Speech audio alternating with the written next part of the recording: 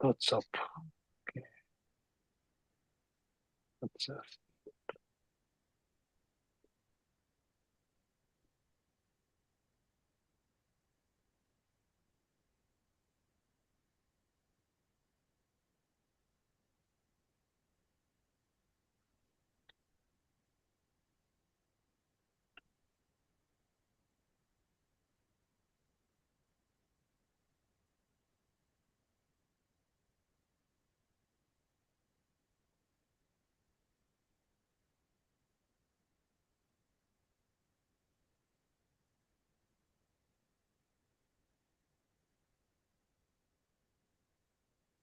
All right, I think we better start.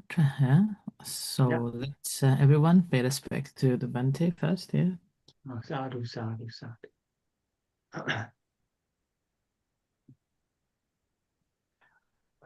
So good evening, everyone.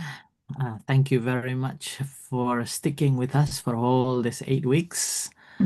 And sadly, today is our last day with Bhante for this session. Obviously, will be in the future.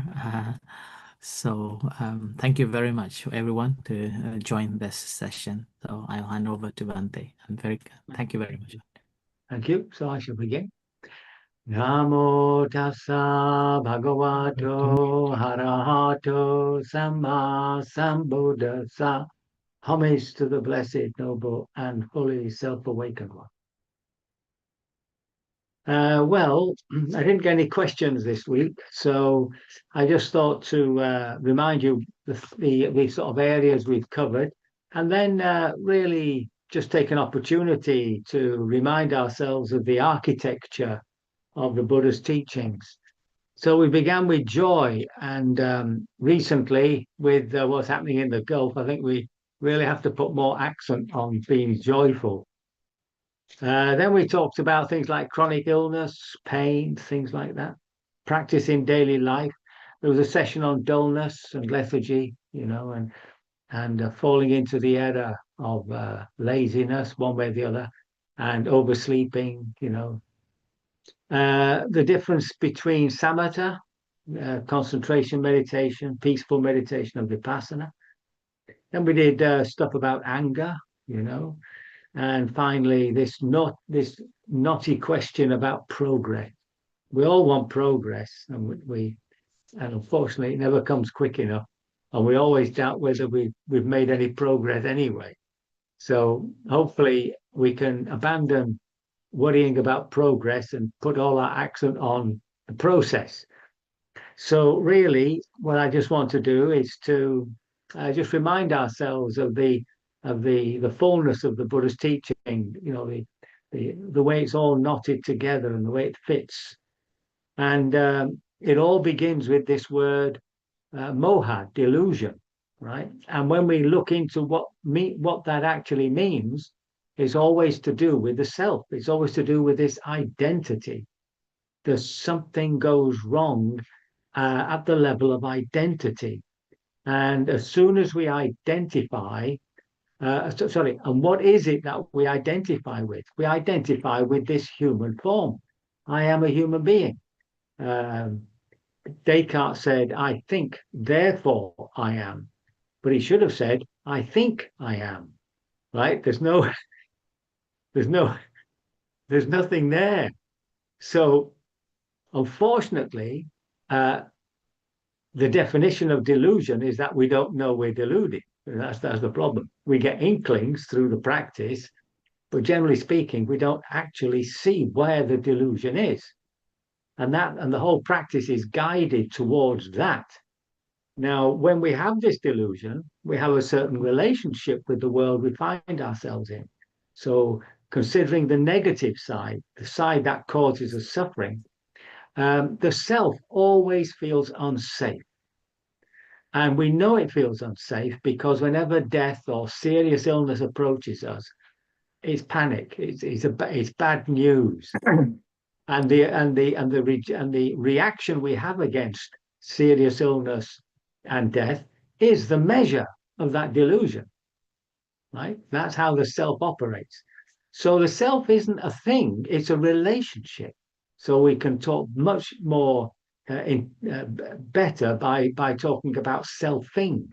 So every moment the self arises and has a relationship. And this relationship, on its negative side, is always wanting to feel safe. And the way we make ourselves feel safe is to collect things. We collect a lot of money. We collect a lot of friends. We collect a lot of power. We like to distract ourselves with lots of pleasures and something to do, something to keep those ideas about sickness and death at bay. And of course, that means that we have to protect what we have. And when we feel it's undermined, that's when the aversion comes, the pushing away. And if it's too big, the running away. So that's the fear. So fear really is just the opposite side of aversion. Normally that comes just under one word, dosa.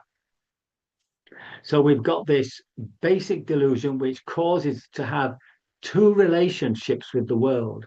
One of accumulation, making ourselves feel safe, and the second is protecting ourselves.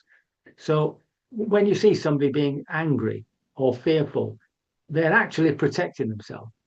They might hate you, they might want to kill you, but that's because they see you as undermining them, as being an existential threat, right? And we see that at the moment in many places in the world at its most fiercest, in war, bombing, and all that sort of stuff. It's absolutely awful. So it can get really, really bad. Now, uh, these attitudes express themselves through the way that we think. So the Buddha is clear that everything begins with a thought, right? The mind is the forerunner. It is the one that produces, and then that expresses itself through the words we speak and through our actions. So these are three modes in which these attitudes express themselves. So the thing is to be aware of what the mind is actually doing. And whenever we find ourselves in a fantasy, dreaming about something or some aversive fantasy or fearful fantasy, to come out of that mental space and to recognize that something's pushing that, something's making the mind create that. And that's when we go into the body and feel the emotion just as emotion, as feeling, and allow it to express itself that way. Yeah. Now, once we begin to behave through our thoughts, action, speech, and action, we're creating these habits. So these are these sankhara, volitional, what they call them, volitional conditionings. What that means is that we're creating these, right? Nobody else is creating this. We are creating our own habits. And we're now talking about all the negative ones that are actually making us unhappy, sad and everything else. So it's a choice. We might not be aware that it's a choice, but we've got to make ourselves aware of it, because when you find yourself in a fantasy and you're worried about something, you're very anxious about something, something real like losing your job or not being able to get to the dentist if you have one. And it's like as soon as you see your mind wandering off onto some sort of fantasy, to recognize that you're actually developing that mental state.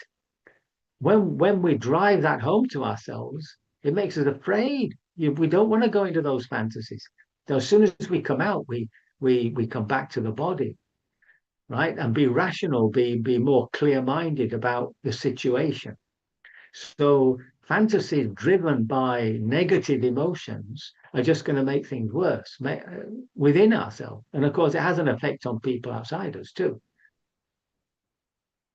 And what it does is it builds up these kilesa, right? So we define that as defilements. And although 10 of them are written in the scriptures, kilesa often refers to just all those defilements that we manifest. Now, because you can't manifest all those defilements at once, And because these habits are lying underneath every moment, waiting for a stimulus, the Buddha refers to them as the anusaya, which is the latent tendencies. So we in our Western psychology would talk about the subconscious. So there's a whole load of stuff in the mind that we're not aware of. And we become aware of it when it rises because of some stimulus. So we're not aware of our anger until somebody makes us angry, somebody makes us irritated, then it arises. But we never know the extent of that anger. And what we can say is that these negative mental states are dependent upon this identity. Remember, it's always about safety. And when we allow them to manifest as feelings, we're actually allowing them to exhaust themselves. We're liberating them, we might say. Whenever they go into fantasy, we're developing them. So there we have this sort of negative architecture where into virtually every moment we create this relationship with the world, which creates certain attitudes, which create actions of speech and body and mind, and which takes us into a habitual way of behaving that causes us suffering. Never mind being a catalyst for everybody else's suffering. So, and when we waken up to that, then we get this secondary level of mental states, negative mental states of guilt, shame, and finally remorse, where we have to try and amend what we've done. So you can see it all. It's like it all works together. It all moves together, and we have to have that relationship to it to begin to undermine that process. And the undermining of that process is the positive side of the Buddha's teaching. So this is the sort of practical path. So it begins with, instead of being in a state of unmindfulness, just running along with the old habits, we bring mindfulness to bear, which is to be aware of what we're doing. It's as simple as that. And that mindfulness is being aware of whenever we're being selfish, just thinking about ourselves, whenever we're just accumulating greed, avarice, etc., and we restrain ourselves. So the Buddha is very big on restraint. So you just have to wait until the energy of that desire begins to fall away. That would be enough. Sometimes you can't wait till it goes completely off, but you can wait to a point where it doesn't suddenly make you do something, right? Often you may find yourself, and it definitely occurs to me, where you say to yourself, I won't have a cup of tea now. And next minute you're making it, because just for a moment of mindfulness, you've let go of that little bit of restraint, and before you know it, you've made a cup of tea, and you wonder how you got there. So it's a case of recognizing that this extra bit of seeking for happiness in pleasures come up, and to just relax the body, breathe, and just wait for that energy to pass. Now remember, we're not trying to get rid of pleasure. When pleasure comes and it makes us happy, that's fine. But when we're using pleasure to indulge ourselves or to hide something away we don't want to see or to experience, then it becomes a malevolent force within us. It becomes that attitude of always wanting. So the way to overcome that is through generosity. So there's a positive side of generosity. There's a lovely passage where the Buddha said, if you knew the consequences of sharing your food with somebody else, you would not pass one meal without sharing your food with somebody else. Now, that's how powerful generosity is. And of course, it creates right relationship, but it's really powerful in undermining your any greed that we have within us. And that's the same with wealth, etc., time. Yeah? So it's getting away from from having everything facing towards me all the time and thinking more of we, of us, being in connection. Now, when it comes to hatred and anger and those and fears, remember, just the obverse of hatred, it's love, right? That's the antidote. And love is doesn't have to be this gushing, you don't have to have this wonderful joy, wonderful loving feeling towards a neighbor who keeps throwing their rubbish into your garden. You don't have, but you have to have that goodwill, right? You have to have the goodwill to at least not engender in yourself that hatred, right? And here we come to the distinction between being aggressive towards somebody and being assertive. And it's really knowing the distinction there that really helps us. Because when you're assertive, when you sort of lay down the line, when you say this is not acceptable, etc., in a calm but firm way, it has much more power than going at something angrily. Because when you go with something angrily, you beckon their anger out towards you. And then, of course, you're into some sort of firefight. So whenever something's upsetting us, disturbing us from a neighbor or whatever it is, just to make sure that we begin to speak to them, but from a place of calmness, a case of equanimity, and to speak the truth. I mean, we have this speak the truth to power, and that's how you do it. Yeah. And remember that fear is just the other side of hatred. Huh? Anxiety is the other side of anger. And then there's a session. This is the second on the Eightfold Path, by the way, right attitude. And the third one is cruelty. So whenever you see yourself being cruel, sharp words, sarcasm, things like that, to actually come back on yourself and recognize that this is not doing you any good, just creating this feeling of cruelty within us. And they overcome that by compassion. Compassion towards ourselves as well. Right? So there you've got this teaching about restraining those habits that we see as unwholesome, but restraining them in a wise way. Right? You're not pushing them away. You're not. What's the word? Oh dear. Rejecting them, repressing them. Yeah, you're not suppressing them. You're actually coming off the thinking process into the feeling of what they are, and just giving them just a bit of time to lose energy, right? And that's the restraint, right? Remember that if we start suppressing stuff and repressing stuff, it goes out through the body. It doesn't do us any good at all. The body actually holds all this malevolent energy, right? There's a book called The Body Holds the Score. And it comes out in things, on a should we say, on a more surface level, with headaches, backaches, stress, all that sort of stuff. So be careful there. We're not suppressing negative states. We're not trying to repress them. We're not trying not to look at them, not to feel them. No, we're opening up to them, allowing them to manifest, but as feeling, right? Not as up in the head with these fantasies.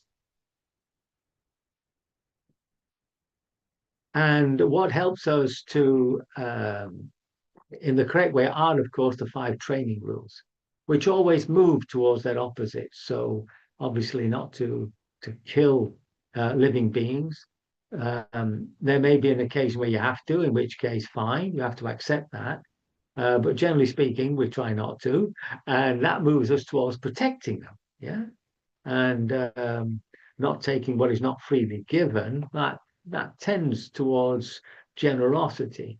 Being aware of our sensual appetites, and maybe in particular sexual appetites, is to undermine that by being by watching the mind, not getting creative with this, and making sure that everything is done within a loving relationship.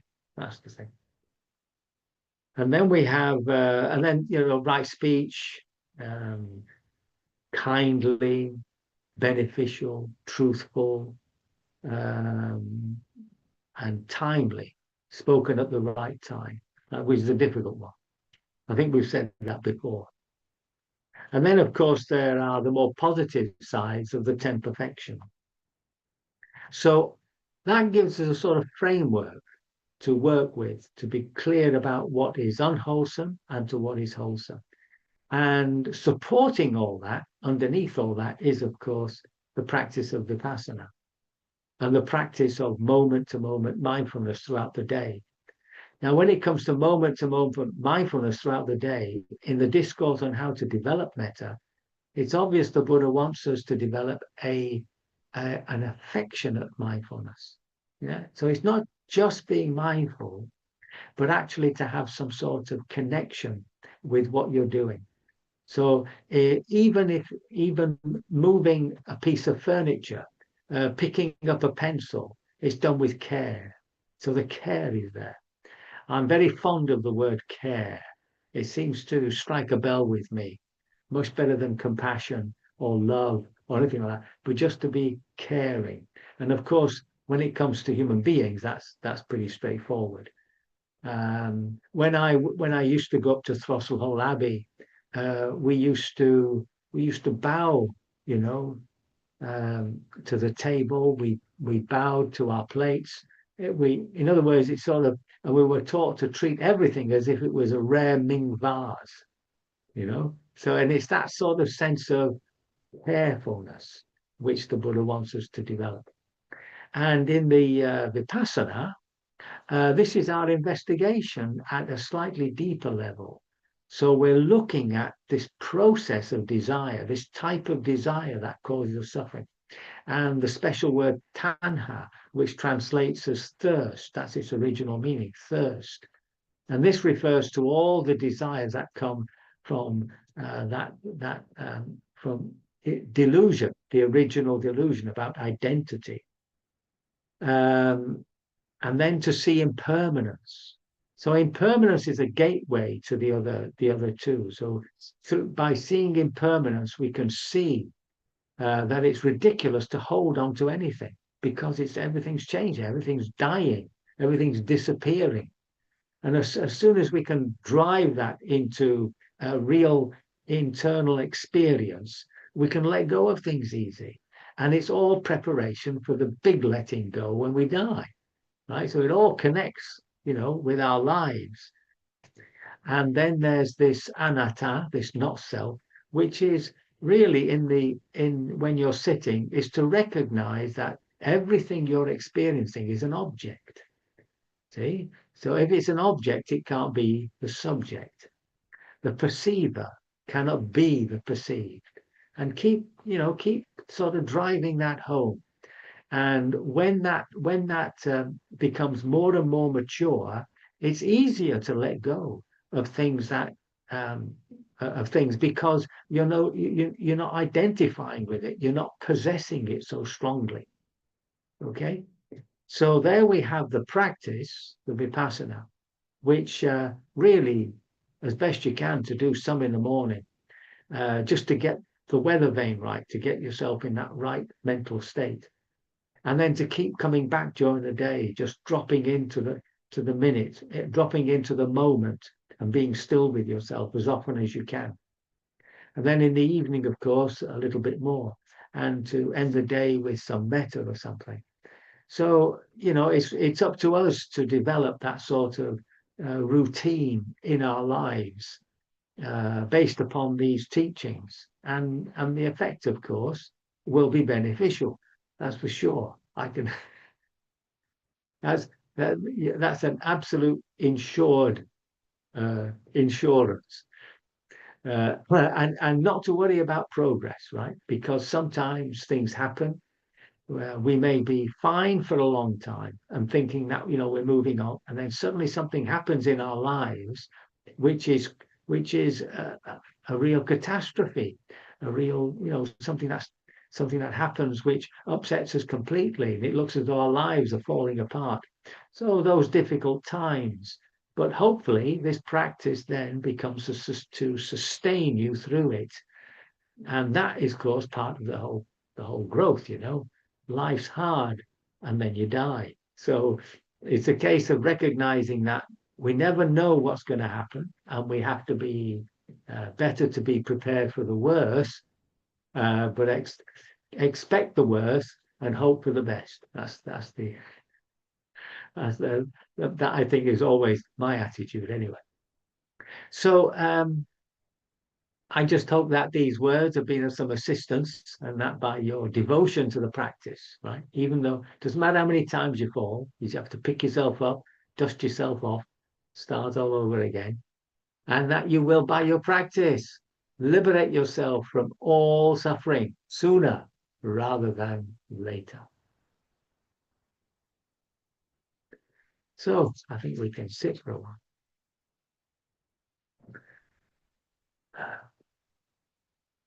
And then we'll take refuge and precepts and a bit of metta. Okay.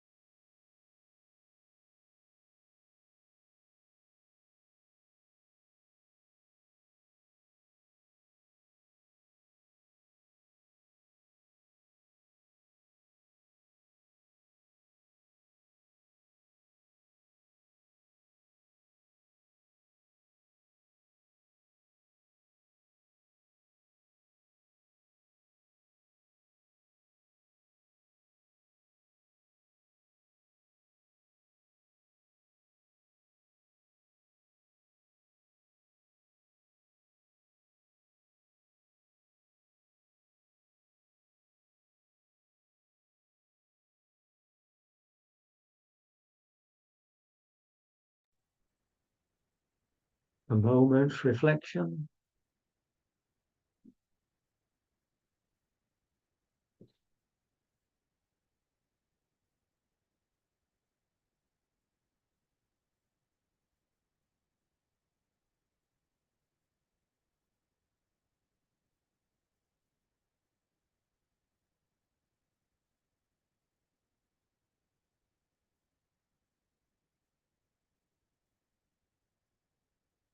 Can you form a resolution?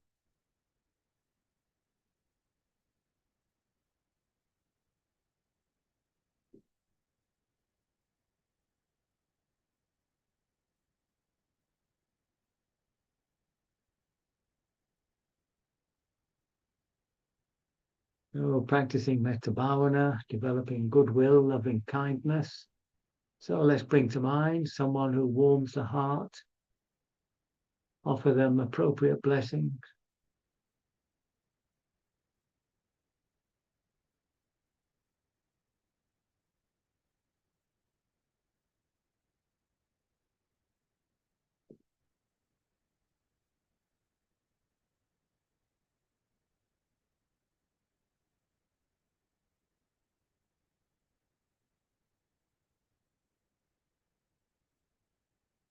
And if you wish to use the traditional ones, you might say, may you be safe, well, and happy.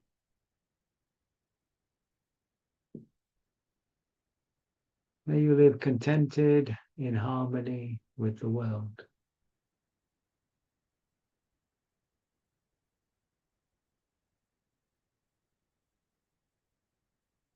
Can we bring to mind a benefactor?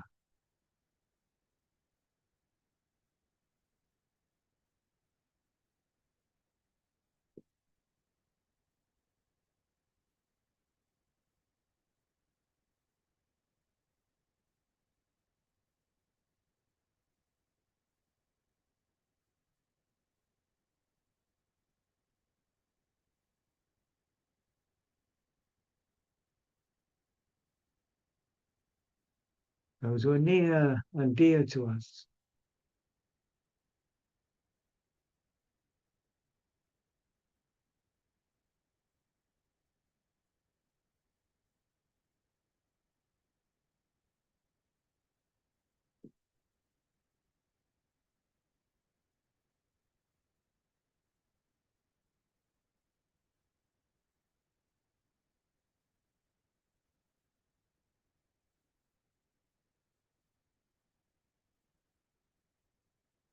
Friends, people at work, whomever we wish.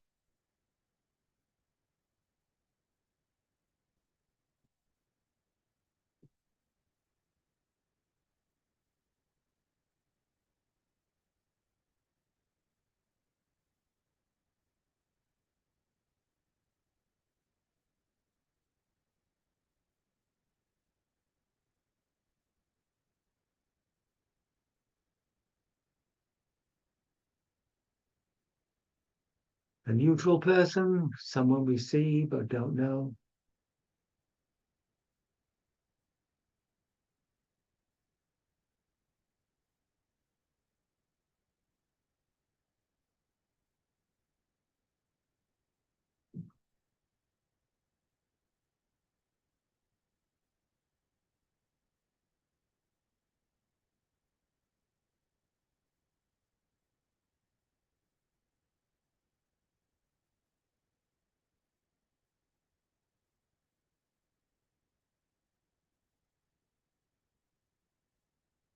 Turning the stream of goodwill, loving kindness towards ourselves.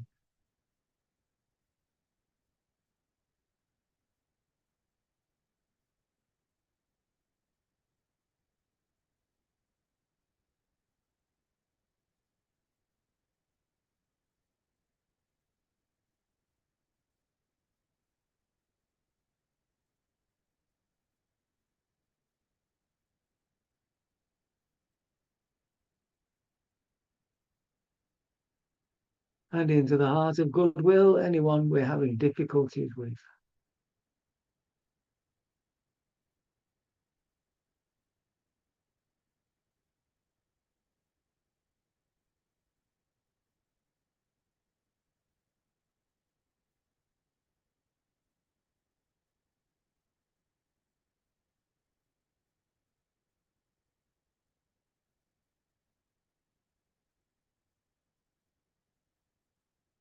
radiating outwardly, first of all, to each other, our present spiritual companion.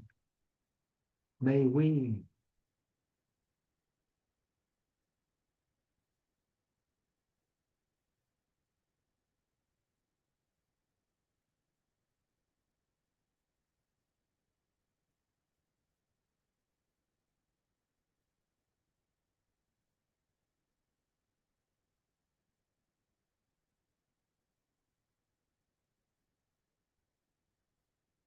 to all our neighbors and neighborhood,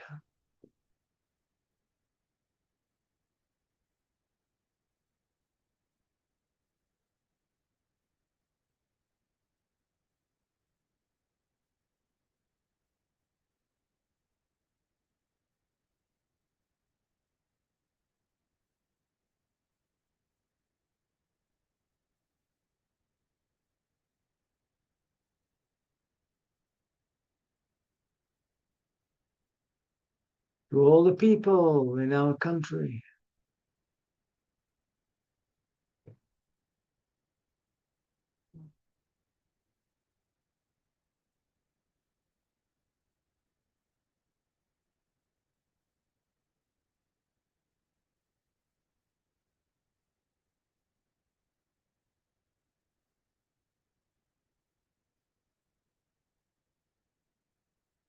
to all the peoples of Europe,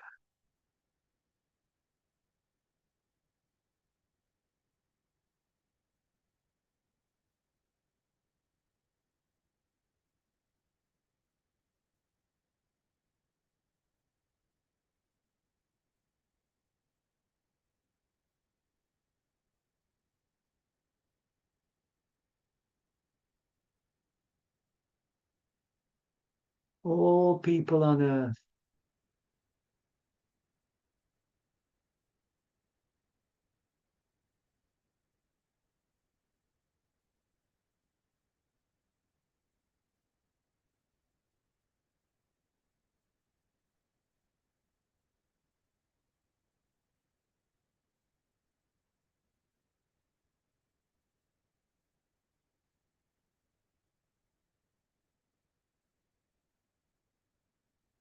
and to all beings in all directions.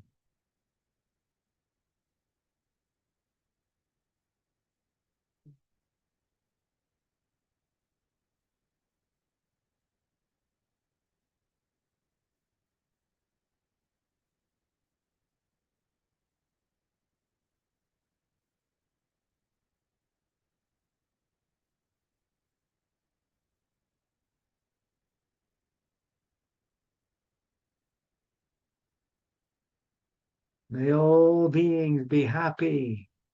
Sabe sata sukita hantu. Sabe sata sukita hantu.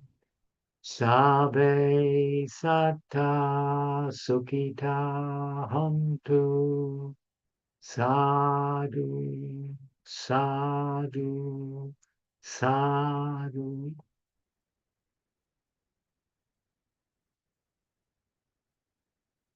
Thank you, Ajahn, for this opportunity, and thank you all for coming along. I hope it's been of benefit.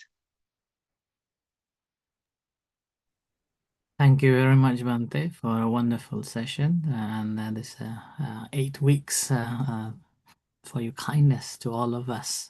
So let's us all pay respect to the Bhante. Yes, thank you so much. Sadhu, sadhu, sadhu. Sadhu, sadhu, sadhu. So thank you, everyone, and thank you very much. And before we go away, do you have any last moment of the anything that bothering you you want to ask? I want to share to the Bhante.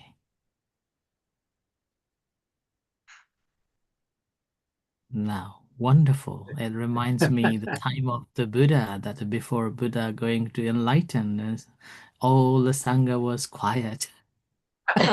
Yeah. Thank So, you. Thank you. once Brilliant. again, thank you very much, Bhante, Thank for you your very much, wonderful Acha. Thank you very much. Thank you, Bhante. Thank you. Thank Bye-bye. you. Thank you, Thank everyone. you. Okay. Thank you. Thank you, Bye-bye. everyone. Thank you. Thank you. To Ciao.